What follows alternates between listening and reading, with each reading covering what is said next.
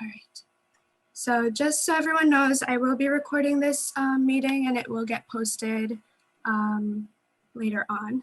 So, all right. So let me share my screen.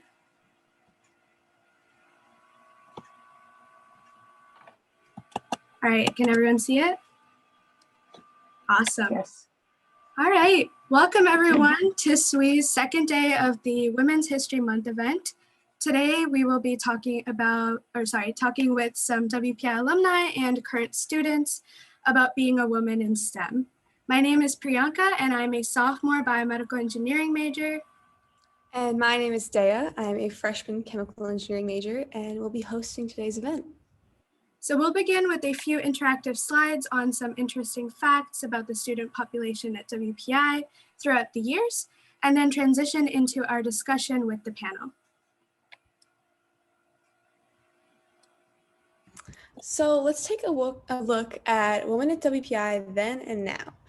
So the first female student at WPI was actually a graduate student. It was Audrey Carlin, who studied physics and was part of the class of 1957.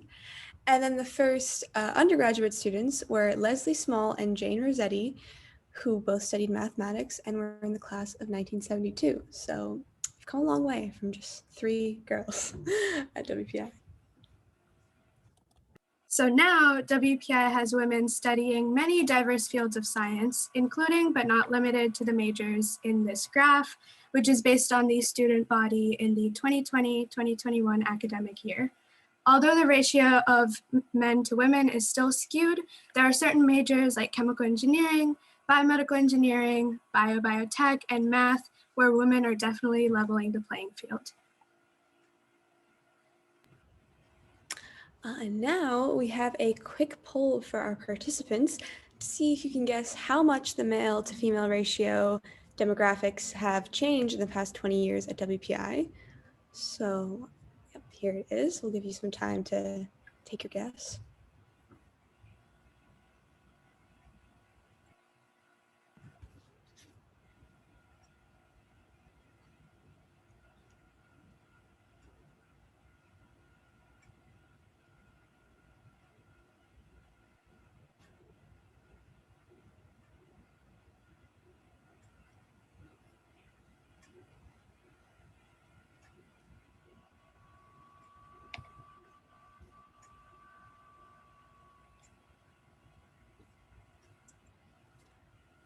Okay, can you all see your results now? Okay, so it looks like everyone thinks that in 2000 it was around 18%, and that in today, 2020, is 49%. Now let's take a look at what it really was. So in 2000, most of you are correct. It was 18% female and 82% male. 2008, it was 26% female, 74% male. 2014, 31% female and 69% male. And now today in 2021, 37% female and 63% male. So our poll was a little off. We still have a while to go till we're 49% or even 50-50. But we've made it this far. We can keep going. All right, so here are our wonderful panelists for today. We have with us Judy Nish, Allison LaFleur, Camilla Diaz as our alumni panelists, and Yvonne Niebuhr and Ashley Schuliger as our undergraduate panelists. You can scan the QR code on this slide to get their contact information, so we'll give it a few seconds so that you have time to get that QR code.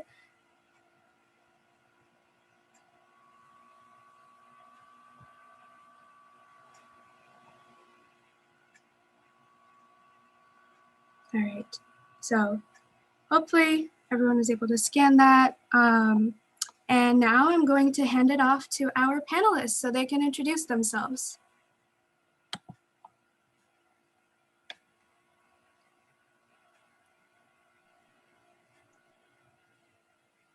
You want me to start?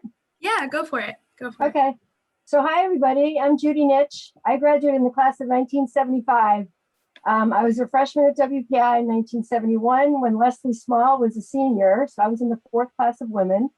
And we had a 25-to-1 ratio of men to women on campus when I was a freshman. It was great because everybody knew who you were. No matter what was going on campus, you'd walk around, somebody would say, "Hi, Judy," and you go, "I have no idea who you are, but hello," because you probably had a class with them. So I'm a civil engineer, and I worked a couple of summers during college for a civil engineering firm, and then got a similar job when I graduated. Here I am 46 years later, and that's pretty much the kind of work that I did my whole career. What's changed, though, is what my role was.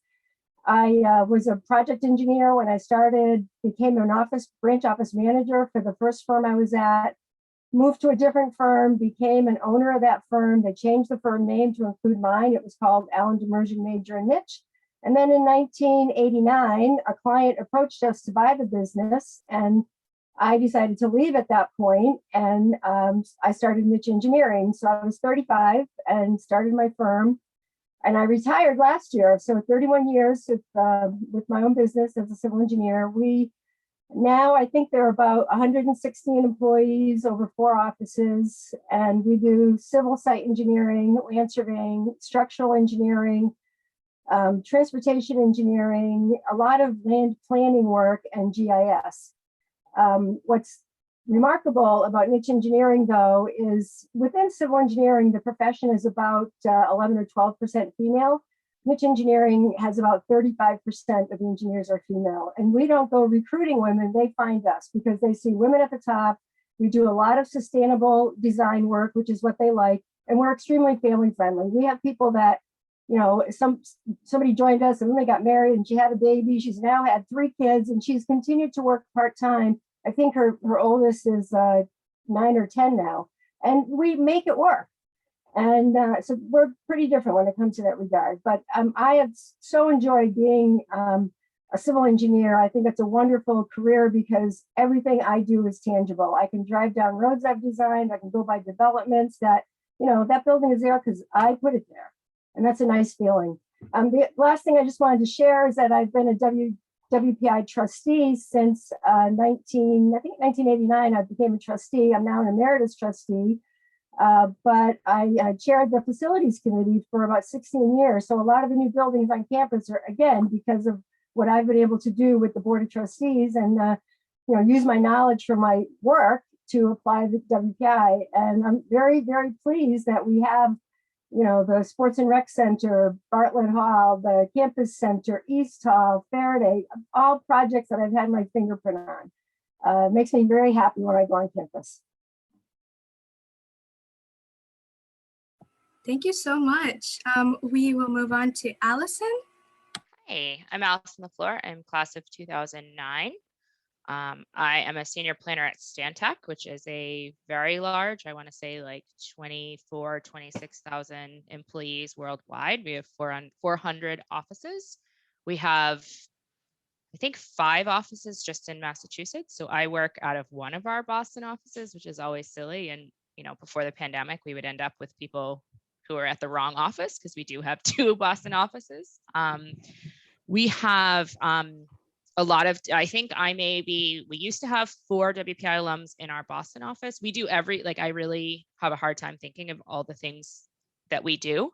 So in our in New England, I would say we do a lot of so you'll notice I said I'm a senior planner. I am not an engineer, but I have a double major from WPI in civil and environmental policy and development. Well, environmental policy and development was my major, which was a double major between the social science and policy department and civil engineering. So I work with a lot of engineers. I also work with a lot of architects, designers. So we do architecture, design. I personally do a lot of GIS work, sustainability, resiliency work, public outreach and engagement, as well as permitting. So when you learn in your classes about NEPA and MEPA, environmental policy and regulations, sorry, my dogs, wow, the mail just came and my dogs didn't go crazy. So this is like a first of the pandemic. So, and then, larger Stantec does highway design, roadway design. We have a large bid group. We do a lot of site civil, we do landscape. all of the things, which is cool. And I enjoy this role because we have such a diversity. And as a planner, I actually get to touch a lot of different projects, right? So I have projects that are mine that I own and I'm the project manager and it's my small team working on. But then I also, in any given week, cannot imagine the things I'll be asked to draw out in GIS for people or make a graphic or layout. So I enjoy that piece of it. My team of 250 odd of us are headed by a WPI female alum, which is awesome.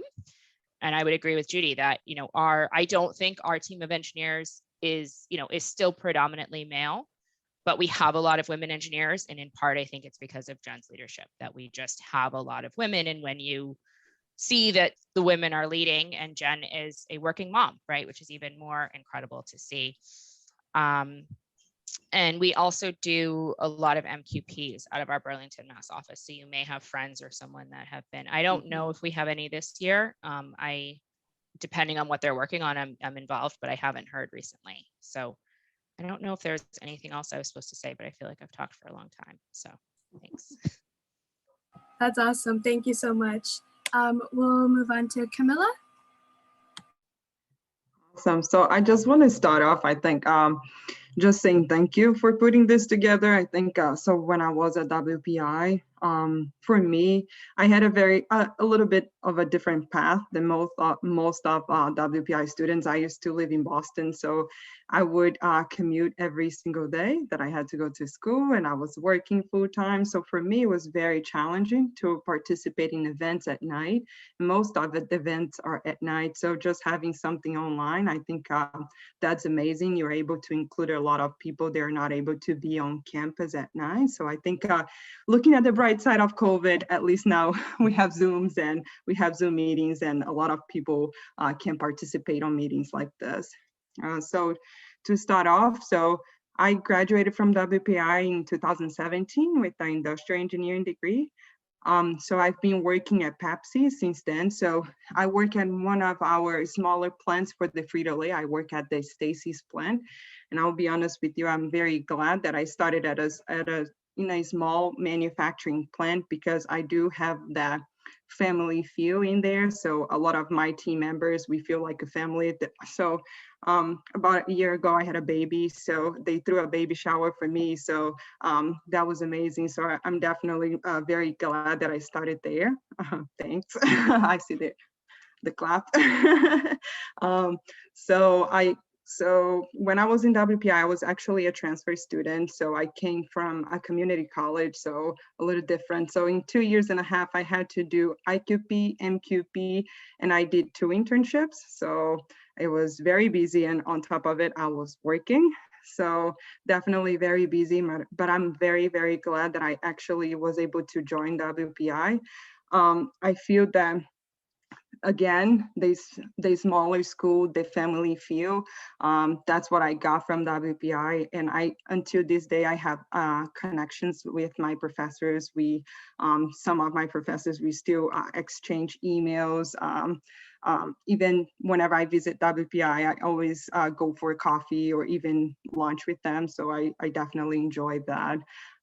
So I also interned at Tesla for about 5 months. So for those 2.5 years or 5 months, I was in California.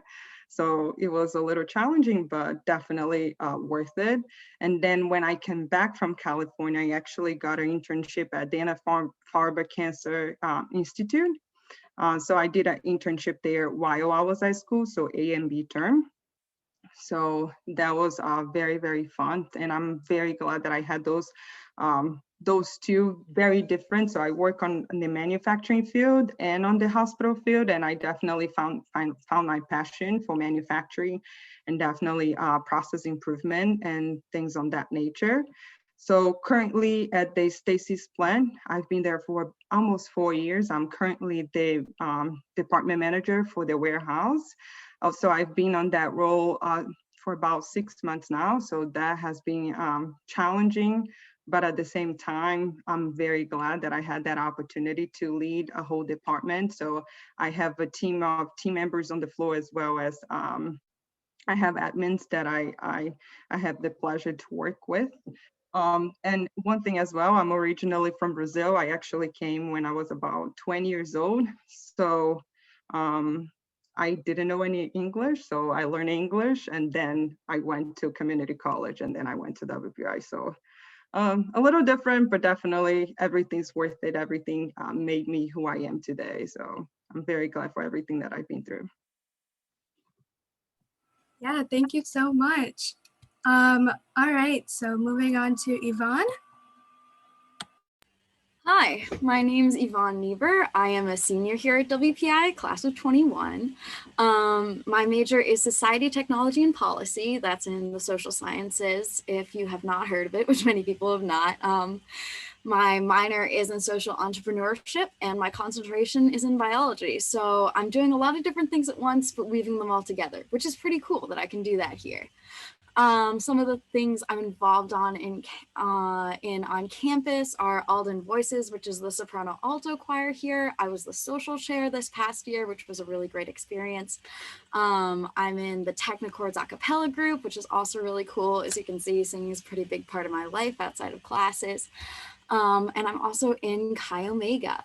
Probably the coolest thing I've been up to this year is my MQP. And the topic is improving oral contraceptives. I'm tying it up right now, about to be finished, super excited. But basically what I've been doing is analyzing problems with the lack of research into oral contraceptives, that's combined and progestin-only pills, especially in regards to side effects. And I designed my own study, conducted my research, analyzed it myself. And basically what I'm trying to do with that is create a blueprint for future research on the topic. So larger organizations can take that on, get a lot more data so they can generate much better conclusions from it and kind of apply that research to future medical research on oral contraceptives and make a better product that women and other people who take them will not have to struggle with those side effects as much anymore. So that's been a really cool experience. I will talk about it forever if you ask me about it. So if you're interested, please do, but I won't take up all your time. So that's a bit about me. Thanks. Thanks, Yvonne. All right, and then last but not least, we have Ashley.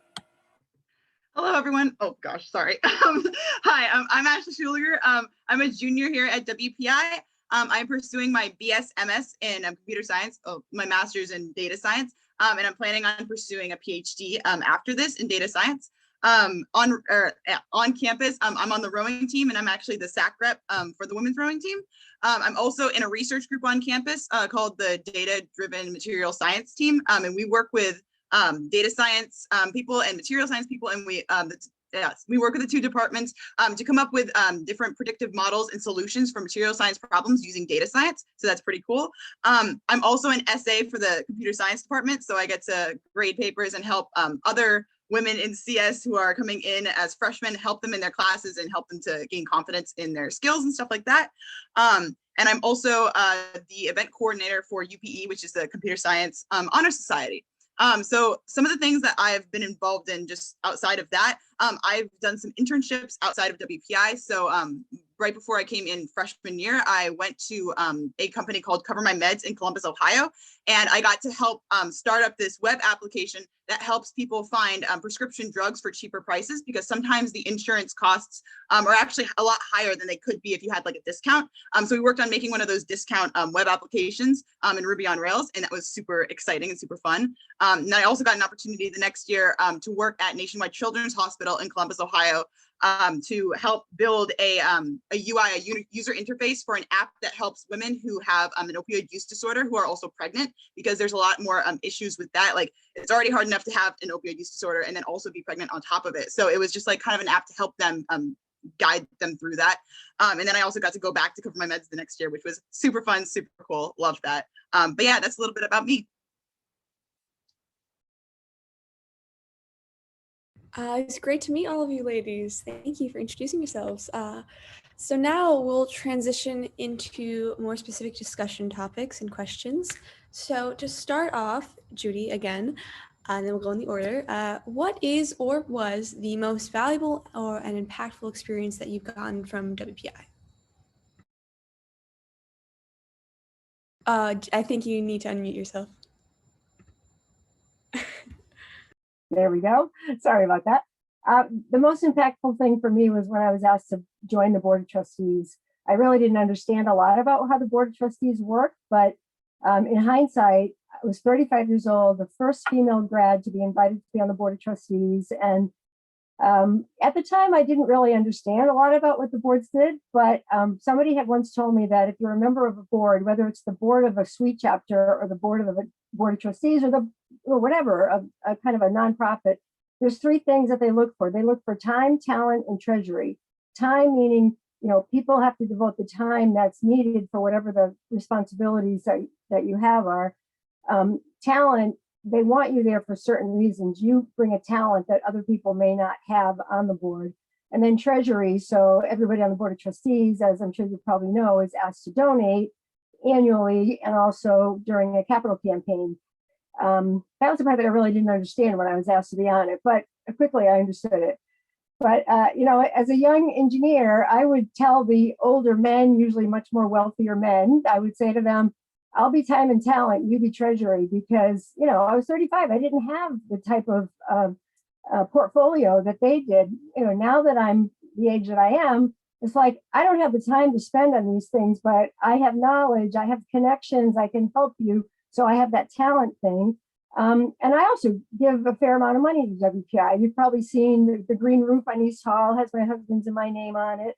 There's a room with our name on it in the campus center. I'm not exactly sure where it is, but I've been there. And the entrance of the Sports and Rec Center. So, I feel kind of cool that, okay, there's things that have my name on it because of not only the work that I've done, but also the funds that I've been able to give to WPI. What I've been able to do with that, though, is my business. We do real estate development and building projects for all kinds of public and private entities. And we do a lot of university work. I think we've worked at about 93 or 94 college campuses in the last 30 years at Niche Engineering. And I always bring my WPI trustee experience with me because it differentiates me from all of my competitors.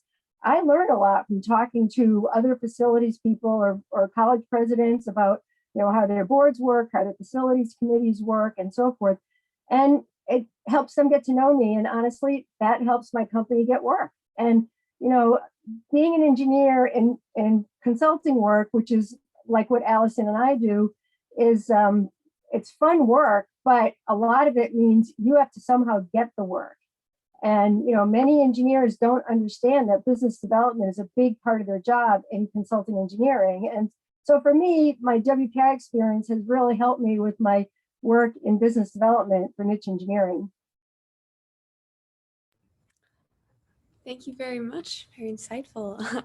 Next up, Allison. Yeah, I would, building on what Judy was just saying, I actually have done IQP and MQP, and the other projects I would say are really the most impactful experience because basically, I'm not saying this to scare people. I really love consulting. I have worked in I've been public sector, private sector. I've worked for nonprofits. I'm happiest in consulting. Fundamentally, my day-to-day is I am running 3, 4, 5, 8, depending on what's going on in my world, IQP projects or MQP projects at the same time, right? I have to, like Judy said, I have to secure the work. So we have we are simultaneously kind of chasing work as well as doing the work that we're doing, right? And much like if you guys have done IQP, you will find that what you're told in ID 2050 or whatever your first class is, what you're told your project scope is, when you get there and start working, it's going to be different. That happens to me all the time, right? It's sort of clients don't really know what they need. So that really was excellent experience. And I learned that I did really like being in the thick of it on another project. At some point in your career, you will, I'm fine. I guess probably just based on where my friends and my WPI friends and I are, somewhere between 8 to 12 years out of school, you kind of have different paths, right? Like even if you are a project engineer, I was a project planner, some of us move into a space where like all we're doing is managing projects. And some of my friends, even younger, maybe even 5, 6 years out, depending on your field and depending on how large an organization you're at, some of my friends, all they do is manage projects and people, right? They're not actually doing any of, not that they're not doing work, but they're not working on the project. They have a lot to do. That was not me. So I was in a couple of roles where I was doing more and more business development and less of the actual work and managing staff working on the projects. And I like doing a mix of that, right? I went to college, I went to grad school to do what I do. I really enjoy being on the ground. As I said, I do a lot of public outreach and engagement.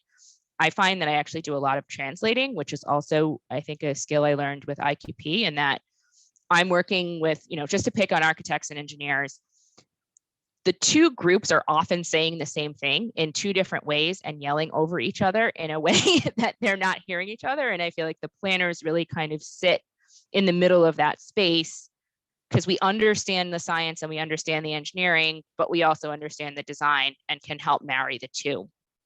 And I feel like that was something that I really started learning to do on IQP and MQP. Since this is a Women History Month panel, I would say that being as surrounded by men all the time as I was at WPI was also a huge asset when I got into the workplace, because I have worked on teams that were more women than men. I actually, for a short time, worked at a company that was female owned. And even when I was working at the company that was female owned, most of my colleagues were men and most of my clients were men. So being able to interact and understand sort of some of those dynamics that I think, I hope are better with the better ratios, but the reality is we are still very outnumbered on that campus. And I see that. I mean, absolutely, I would love to see women get to 50 and 60% of WPI population, but I also think there's a huge value for us as women being in that space where we are in such the minority, because when you get out into the working world, you're going to be the minority, and knowing kind of how to navigate some of those dynamics, I think was really helpful. And I didn't have some of the struggles that other female colleagues had when men talked down, when men were difficult, because for better or worse, I've been in that environment since I was 18. And I think that was, honestly, I think that was a huge benefit and a huge asset. Thank you, Allison. Camilla, your turn. So for me, I'll say two things that I got that I had to experience at WPI that definitely I will always remember and I will always tell everyone. So the first one is I got to go on a competition for Arena. So that's a software that we use just for simulation. So I went on a competition. It was a worldwide competition. They had more than, I think they had about 75 teams worldwide. And we were picked as the one of the three best teams. And so we went to Disneyland to present to a panel. So that was really fun. So we got second place. We didn't get first because the first place, if you go to the Arena software, it's always the same team that wins. But we were one of the few all-female team to go to a final. So that was really, really fun. And we had a blast in Disneyland. So that was awesome. That I will never forget that experience. And also my MQP. So my MQP I did with Professor Andrew Trapp. So many of you who are applying for IQP now, you're probably using the system that my team and I developed. So this team, it's actually, my MQP team was the team that I went with to Disneyland. So we already had a really, really good connection when we went to do our MQP. So our MQP was to improve the process of IQP. So selecting a director and a site with basically matching a site and a director with a student. So basically, if you're saying, oh, I would like to go to Greece or I would like to go to Thailand. So the process that you go through now, we created a pilot and then some other students developed the actual system. But I'm very proud of that. So that's one of definitely one of the best experience that I had at WPI. Thank you. Now, Yvonne. So very similar to what the people before me have said, I would say that the project work, especially culminating in my MQP, has been the most valuable thing I've gotten from WPI. So WPI, in my major at least, I know there's some variation here, lets you be very self-guided, which has been amazing because I got to take classes I was interested in and follow my own academic path. For example, I'm very interested in healthcare, so I was able to take classes related to that and weave it all into what eventually became my MQP. But nearly all of these classes that I've taken have had that project element. And a lot of them I've got to come up with the project myself, conduct the project myself, and really take it where I want to go. So I've done some awesome projects in mental health research policy, gender disparity in autism diagnosis, racial disparity in pregnancy outcomes, creating non-alcohol centric places for the queer community.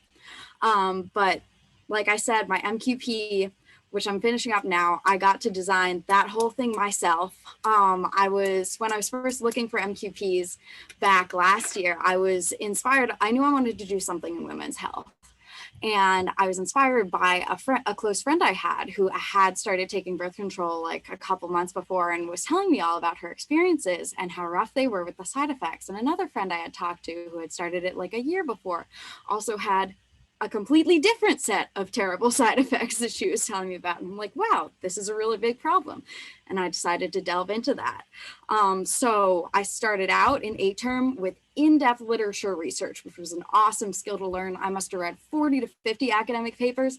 That term is when I learned that you can actually, once you learn enough, critique a peer-reviewed literature, which was wild and super exciting.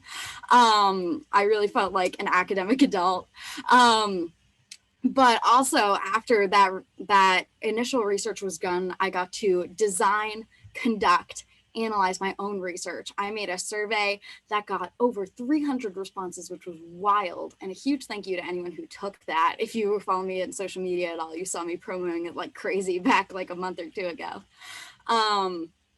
But everything that had to do with that MQP, all those skills I mentioned, learning, not only resume builder skills, which they absolutely are, but also absolutely necessary skills that I'm sure will push me forward in the career world. So just having all that project experience, fantastic. I got to learn by doing in topics that I'm passionate about. And I'm really thankful to WPI for giving me the opportunity to do that. That's wonderful. And finally, now we have Ashley. Yeah, so not to sound redundant, but yes, project work for sure. But I mean, it's obvious because WPI is just all about that project work. And it really does make a huge difference in like your life and really gaining those skills and understanding those experiences and how they match together, like all the things you learn in the classroom. Like, for instance, my IQP project, we were building a website from scratch to help this organization that helps out young youth who are unemployed, help them to find jobs. So right now in COVID times, they really don't have anyone to connect with and they have no way of talking to each other or finding career resources. So we built a web application. It was basically like a social media platform for them to be able to reach out to one another and not feel alone, and also to be able to find their own career development resources. But the idea that I want to preface there is that without the WPI like coursework, we wouldn't have gotten there. But alone with just WPI coursework, you understand the theory, but how are you supposed to like put that into context? And having that IQP or like having an MQP or something like that really allows you to take those skills and really hone them and understand like how to work in a team with those skills and how to work in a team with different sets of skills. Similar to that on my research team, I think that's another huge one because we do a lot of projects there. We work with people from like the material science department. Now, I'm a CS person, so I don't know anything about material science. I'm starting to get there, but like, you know, being able to understand how to communicate with other people through project work and through teams that may not have the same exact skill set as you, that was such an important thing that I learned, at least in IQP and research. And along with the whole research thing, I think that one also hits home the idea of, you know, I had these skill sets from coursework, but then getting to put it in like a totally different context, like in academic work, like having to write about these things and having to like actually build like predictive models to work with things that aren't even like computer science related, like we're working with things in material science, building solutions to that. I think it was a huge, an awesome experience to be able to do like that kind of interdisciplinary work that you wouldn't get in coursework, because usually with like computer science coursework, it's very much like, okay, we're learning how to code this, or we're learning about like object-oriented programming, but it's just like the computer science. So having that research where we get to really like build in that interdisciplinary aspect was huge. So that would be what I would say most important and most impactful. Thank you all so much. It's always so interesting to hear about all the cool work that you get to do at WPI, especially as a current student. And I'm definitely very excited for my IQP and MQP now. So some of you kind of already touched on this next question, but basically, if you could speak about what kind of challenges you faced in the workplace or during school as a woman, and what did you do to overcome them, and what did you learn from them? So same order as last time. So there's a lot of things that I could share about challenges.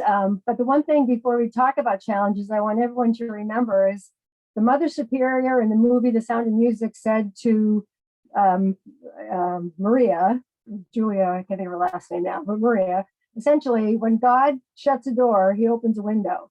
So you'll have a challenge, but then poof, you'll realize, you know what, I needed to stop that, or I needed to change, or whatever. And then you just go in a different direction. So I would say, sure, you can expect challenges, but please also expect that each challenge will give you an opportunity. So there have been quite a few transitions in my career, but for the most part, you know, I've always had that attitude. I'm an optimist. I'm not a pessimist. So I'm always looking for the right thing, the good thing, the wonderful part of whatever's going on around me. But I'll share one story, which is that when I was a partner at Allen Immersion Major and Niche, it was June of 1989, and out of the blue, a client said, I want to buy your building, your business. And we owned our own building on Mass Ave in Cambridge, right across from City Hall. I mean, a really phenomenal location for an office building. And but the guy said, there were three of us that owned the firm at the time, and he said, I only want two of you to stay, and one of them has to be Larry. Larry was the president and the founder, and Jimmy and I were the other two. And so I was 34, Jimmy was 44, Larry was 54, and our long-term plan for the company was that when Larry retired, I'd become president. So once I got over my hurt that wasn't going to happen, we all decided that Jim was going to go and I was going to stay with Larry. Within 3 days, we had a meeting with our accountants, our attorneys, their accountants, their attorneys, them, us. I was the only woman in the room. And at one point, they all got up to go to the bathroom. And so, of course, there was no line in the ladies' room. So I was the first one back. Jimmy came back and he said to me, you know, he says, I'm not so sure I want to leave. And I looked at him and I said, thank goodness, because I said, I don't want to stay. Well, they all came back in from the men's room and we announced this big change that we thought was big. Nobody really cared. And I look back on that, and this man that was essentially buying our company and our building didn't realize that I was the one who ran the civil engineering department. I ran corporate marketing and business development for the whole company, and that he thought the two older men were the ones that were bringing in all the work, and that wasn't the case. And again, that's that thing about assumptions. You know, when you make an assumption just because of how somebody looks, that's not always what you think. Well, so it was a very amicable sale. I actually rented my old office from them for the first 6 months I was in business on my own. And then I had to start hiring employees because I was getting a lot of work. And they had gone from 49 to 19 people in that 6 months. And so then I got my own office space. I hired my first two engineers, and you know, we took off. We've been the largest women-owned civil engineering firm in the state for many years, and you know, probably in the Northeast as well. But you know, at this point, I look back on that decision and I say, you know, you got to know what's in your heart of hearts, what's right for you, and just go ahead and make the decision. I always figured if my new company didn't work as a woman and as a professional engineer, I'd always be able to get a job. And thank goodness I've never had to go to my plan B. That's great. Thank you for sharing. Allison? Yeah, I would say similarly, it's the biggest challenge, I think, that is unique to me, or not unique to me, but as a woman, right, is getting that trust and earning respect from the folks that are typically older white male colleagues. You know, I think we all have, I mean, at least I hope the WPI men have gotten better in that there were some men in my age group that were sort of still in that women don't belong here. I haven't so much come across that in my peer group as a professional, but I am typically, like Judy said, I am routinely and regularly the only girl in the room. I just turned 34 and I worked all of WPI, so I have a lot of experience. I also think, you know, so I'm now, 12 years into my career. I did go to grad school, but I did work, so I'd say I'm 12 to 13 years into my career right now. I look much younger than I am, but even at 34, not only am I typically the only female in the room, I am also typically 15 years younger than the next youngest person in the space. So not only am I female, I am also much younger. And I feel like I have over and over again been able to win these guys over. And some of them now are my biggest advocates and allies. I got added to a project team that, it's complicated. This project's literally been going on for like 50 years. Stantec is a sub-consultant to another large firm. And my team got called in because we do environmental justice. So impacts on low income and or minority populations. And we do the outreach and the engagement and we write the permitting documents. And so we got called in to triage this project. And the first few meetings, the project manager on the other team, it was evident. I mean, they were being asked to do something they didn't think they needed to do. They didn't think was important. So they were already kind of on the defensive. And then there's this kid coming in. I know now I'm about the same age as his children, or as his oldest children. And I was a girl saying, hey, like, this is what we need to do. And that was what I was hired to do. That was the only reason I was there. But I could tell over the first few months of these meetings that no one was listening to me, right? The other guy from my team is, a 50-odd-year-old white man. And I was the one doing the work. I was the one that had the knowledge. Kevin does some of this, but I'm really the expert. And everything I would say, they would look at Kevin. And everything I would say, they would look at Kevin. And, I've been on this project for about a year and a half now, and they all respect me, right? They have all figured out that I know what I'm talking about. I am the one they need. I mean, even to the point where this project I would say this project manager who was super skeptical and not, he wasn't rude, he wasn't awful, he wasn't overtly sexist, but I could tell he wasn't sure. He now calls me. He doesn't call Kevin. When we have meetings, they say, hey, Stantec team, in order of preference, I at least need Allison on this call. And I think that just by showing up every day, doing what I do, making sure I know my stuff, also when I don't know, saying I don't know, and getting back to them with the answer, has really helped. That sort of over and over and over again. I've been in meetings with other clients or other firms where, I'm the one that knows everything and they're only talking to my boss, and by just kind of quietly, I'm not rude, I'm not impolite, but just quietly showing that I know the information, that goes at the end of the day, all of these people want the work done and they want it done right.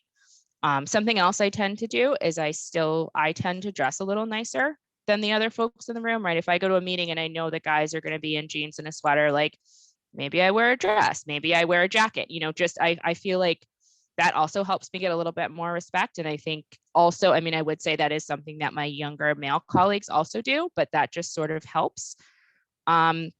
And sometimes I have to hold my ground. I was in a meeting, the same project, actually, this has been the gift that keeps on giving. And one of it's complicated, not really the client, but sort of the owner of the project, but not really, kept speaking over me, right? So we have been given direction from Federal Highway H headquarters.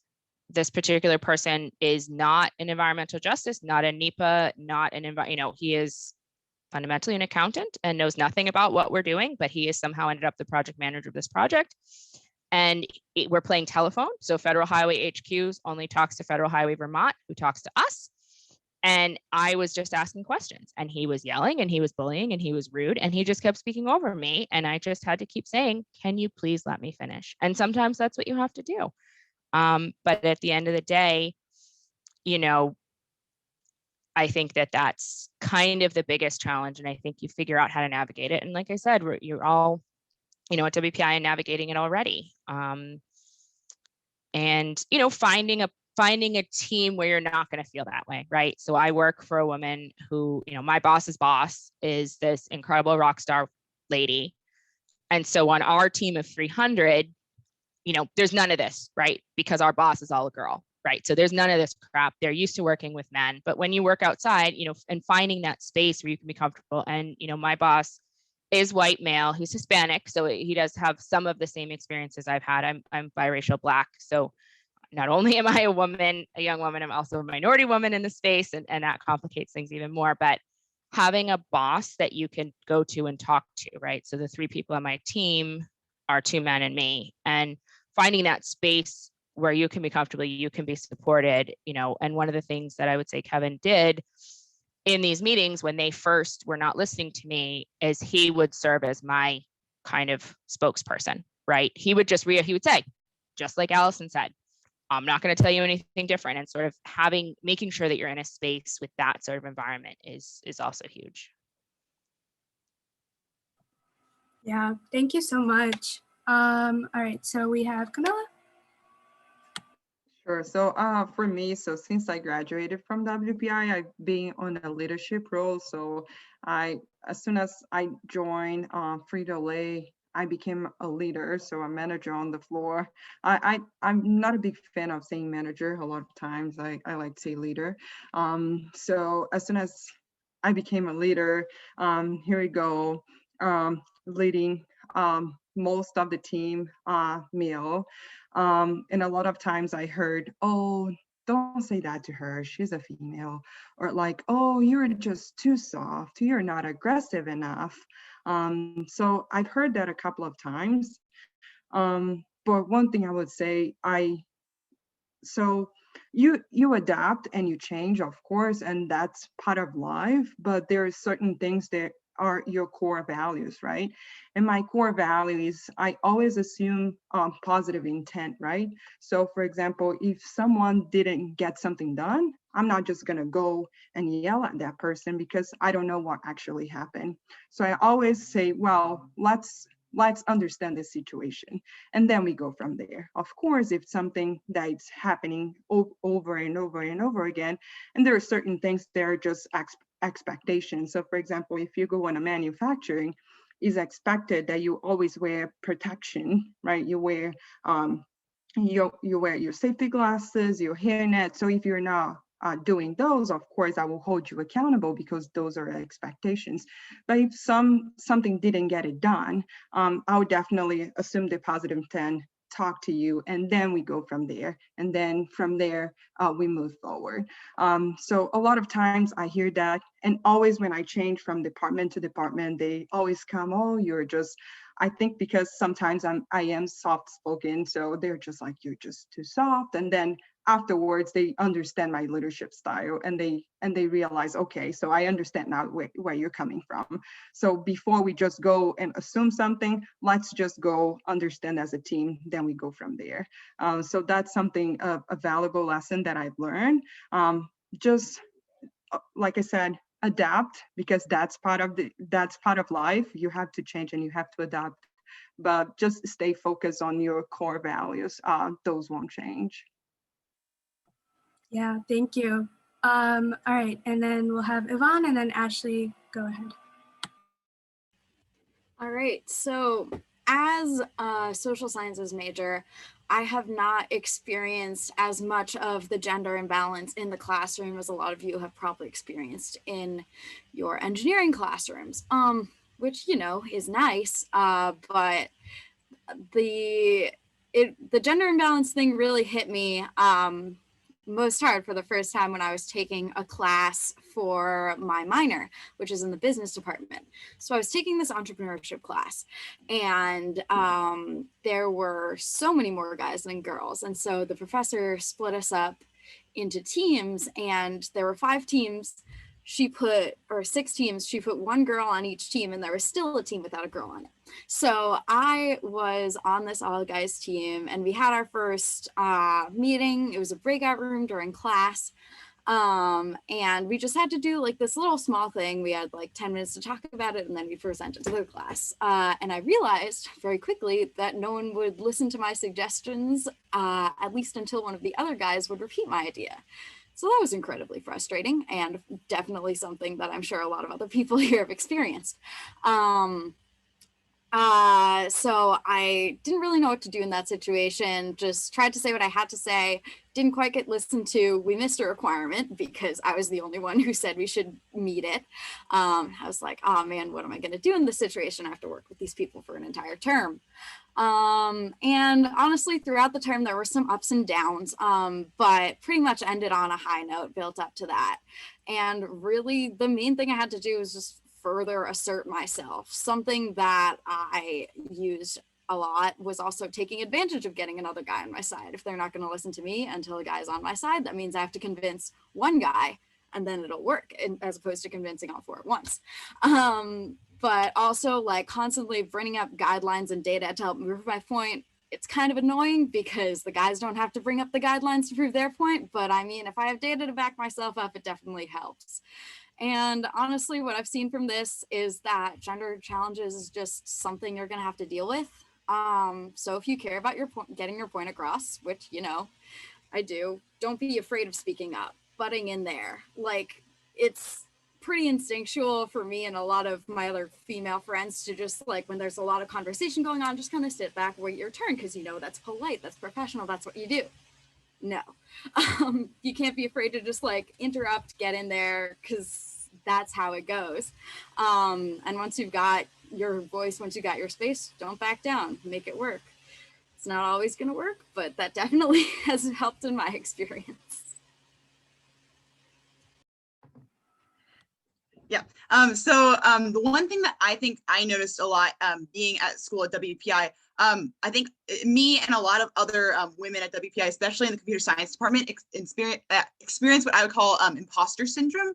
So the idea that you don't belong in this like situation, you don't belong in this field. So I think especially for all you freshmen out there right now who have Zoom classes, it's even harder because you're taking a class in Zoom. Like for instance, I was in operating systems last term, and I would sit in those classes, and there would just be like a bunch of guys who, you know, have worked on computers in the past. Like, you know, computer science is hard just because I think there are a lot of males who have gotten the experience in the past, like as kids who like got to work with computers with their hands and like do that earlier on, because, you know, I don't think they introduce that to girls as much, at least in my experience. So, you know, they're talking about all these higher level things that I have never heard of. So I'm sitting here thinking, oh my gosh, I shouldn't even be in this class. And I think a lot of women experience that as an essay for 1102, I think talking to Professor Beck, he would talk about how a lot of the students that come to him who ask to drop down to 1101 are females who are doing well in the class. And that's like a huge issue, is that a lot of women don't feel like they are strong enough in their field to be able to continue to like do that. And that makes me really sad because I've also experienced that in my experiences. So I think like the main thing is to just really buckle down and just say, you know, I am doing well. Like, especially another thing that, you know, this is what I want to say. Okay.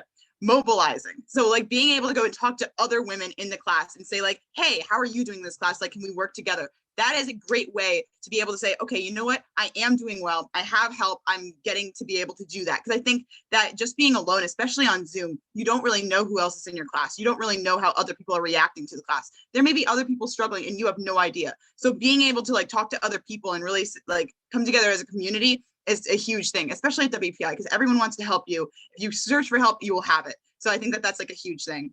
And another thing that I have done like to be able to overcome this is I am an essay right now. So I do talk to women on the daily basis in those classes that I essay and tell them like, yeah, you're doing great. Like continue what you're doing. You really like just build their confidence, because I think that there is a huge issue there, especially in computer science. I'm sure in all the other majors as well. But just from what I've seen, it's a huge issue. So being able to be an essay and be like one of those people supporting women just makes me be able to, overcome that struggle. All right, thank you all so much. And I love how each one of you incorporated a lot of advice in your response to this question. So it is almost 6, and we do want to give the audience an opportunity to ask questions. However, Judy has a prior meeting at 6 o'clock, so she's going to have to leave, but hopefully the other panelists can stay for another 5 or 10 minutes. Awesome. Judy, would you like to do some closing words? Sure, I'd like to share one thing, which is that if any of you are civil engineers or have friends who are civil engineers, we just posted today on our company website that we're looking for a civil engineering project designer in our Boston, Lawrence, and Worcester offices. So if you're looking for a job, check it out. I think we're probably okay for summer interns and co-ops, but like I say to people, better apply and get rejected than not apply, because then you will be rejected. So let them know if you're interested. It's a great company. We do really important projects, and we're fun too.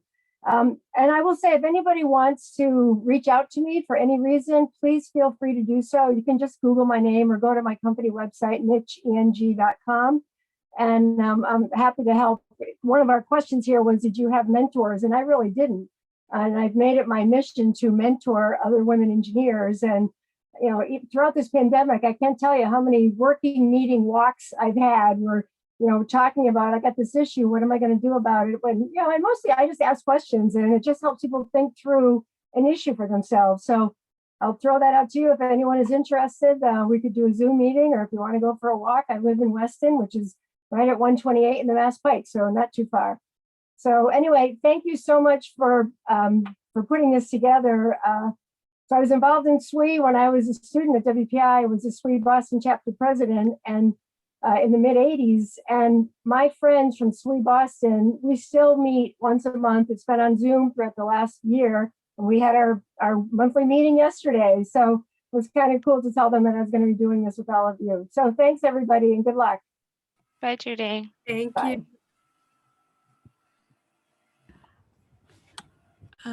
Okay, great. Now, as Priyanka said, we're gonna, if you don't mind staying for just a little bit longer, we're gonna open the floor to any audience questions. You can ask them in the chat or out loud. Yeah, so wait for those to come in.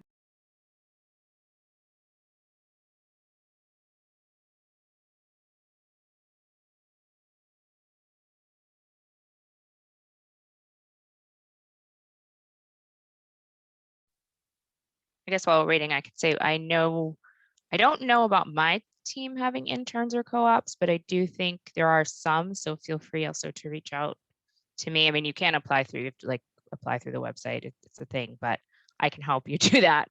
Or if you have any questions, I do know that I know if people are still looking for summer internships, we may have some. Or if you just want to talk, I mean, I want to echo, a lot of what Judy said, and that I sort of had mentors, I think, but I try to always be available and answer questions from students and other professionals at any time. So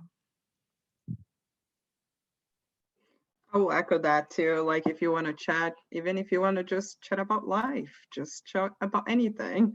I'm always happy to talk to everyone and network, and just grab a coffee next time the things are a little bit better now that we have vaccines and everything. So hopefully soon we will get to somehow something that feels like normal. So yeah, please feel free to reach out to me at any point.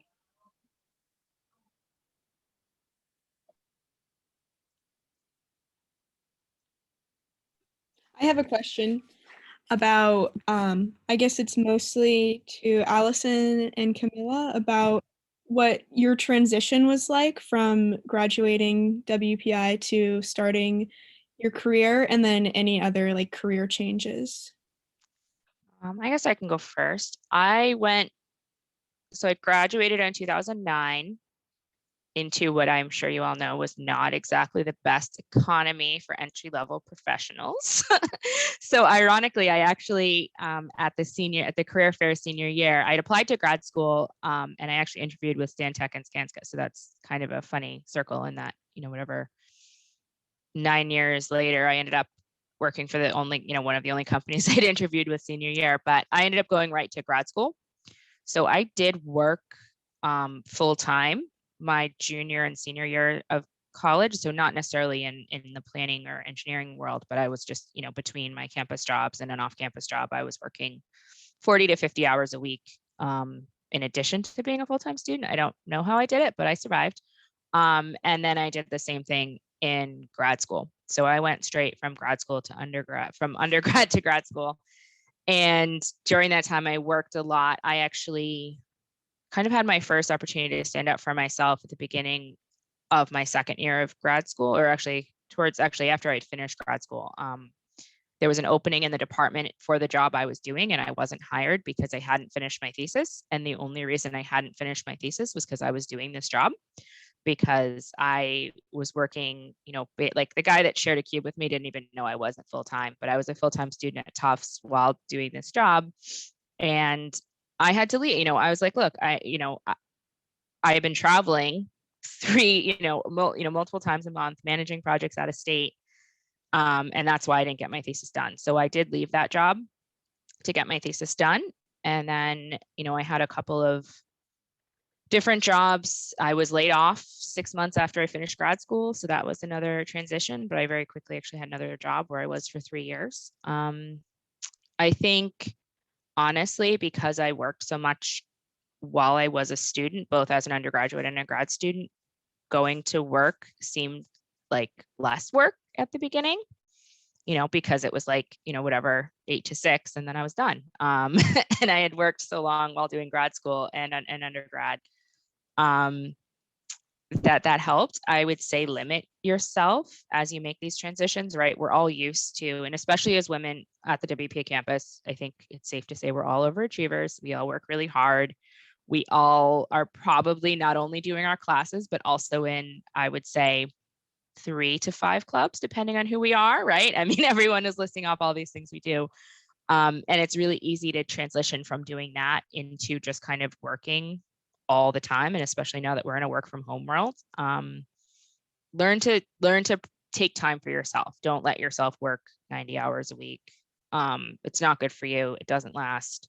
Sometimes you're going to go through spurts where you need to do it, but if that's the norm, you need to find something else. I don't know if that was helpful enough. If there's any specific questions, certainly, obviously happy to answer. So for me, transitions in regards to, so when I applied for Tesla, for example, I just applied to just say I applied for it. And then when I got the offer, I'm like, oh geez, am I ready?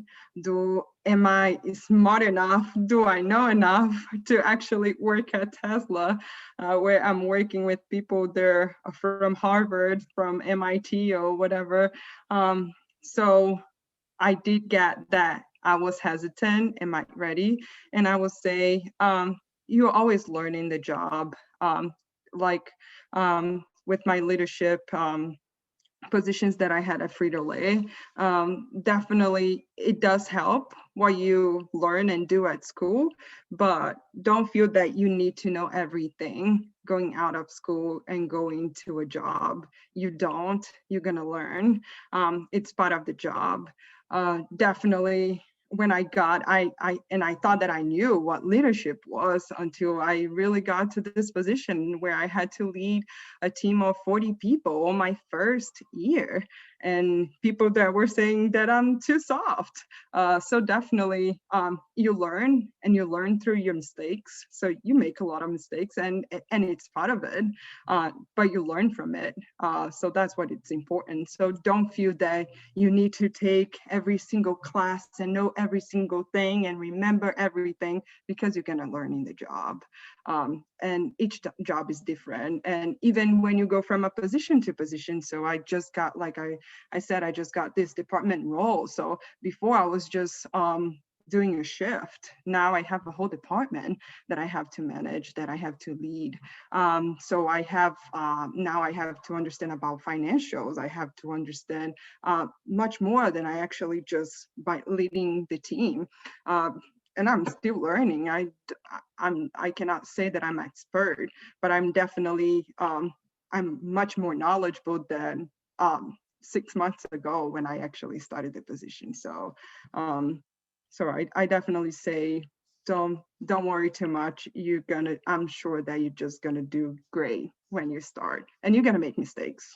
You're definitely gonna make mistakes, but that's a good thing though. And if I could build on that, something you said about adjusting from role to role, I've always heard, and I guess I feel like this has sort of been true, that it takes 6 months to really feel like you understand a company, understand a job, understand a role. So don't, if you get there and in 3 weeks, and I know we're so used to that 7.5 weeks at WPI, it's not going to happen that fast. And I think that is probably true. I mean, although I've been at my company like 2.5 years, I mean, it's a huge company, but I still feel like there's so much I don't know. But I think give yourself time and be kind to yourself that, you are going to learn. And a lot of times, it sounds awful, but a lot of my bosses are like, sink or swim, you'll figure it out, and I think that's true.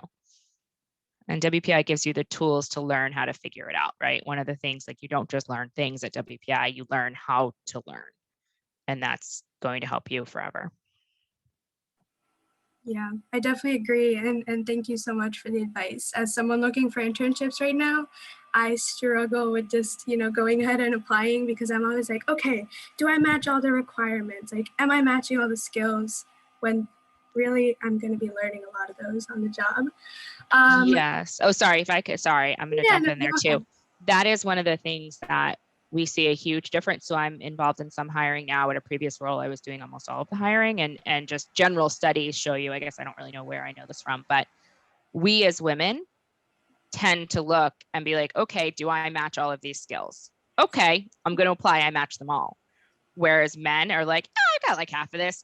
I got this, kids, like, and they'll apply anyway. So I think we need to, in some ways, to be more like that, trust ourselves more. I think, Ashley was talking about imposter syndrome. That's 1,000% true. Women who are so much more experienced than I, and I think are like amazing, have said to me, yeah, I always feel like I don't know what I'm doing, or I don't really, and I think we as women need to be more confident. And I think this is probably completely unpolitically correct to say, but I'm going to say it anyway. I've seen, a bunch of women's pages I follow say, like the Serenity Prayer, God grant me the, accept the things I cannot change, etc. Grant me the confidence of a mediocre white man. And I think that that's something that, I sticks with me, and I think about when I go to apply for a job and I'm like, I don't know if I'm quite there. I try to the worst that can happen, like Judy said, the worst that can happen is you don't get the job. And at a minimum, you've gotten experience applying for a job, writing a cover letter, tailoring your resume. I think every failed job application is helping you get to your eventual job. Definitely. Okay, so it's about 6:10-ish now. So I don't think we'll have time for any more questions, but if anyone does, feel free to email me or Dea, or use the contact info, the panelist contact info that we've shared. I'm sure any of these women would be more than happy to respond to an email. Absolutely. So I will just close off by saying thank you to our wonderful panelists for their time. Thank you to the members of the SWE committee who put this awesome event together. I really enjoyed hearing from everyone today. And thank you to our wonderful audience for joining us today. I hope everyone got some great takeaways from today's talk. And like I said earlier, if you have any further questions or comments, feel free to reach out to anybody. We hope you all have a great rest of your evening and that you can attend the remaining events of the week. Thank you. Thanks, everybody. Thank you. Thank you. Thank you.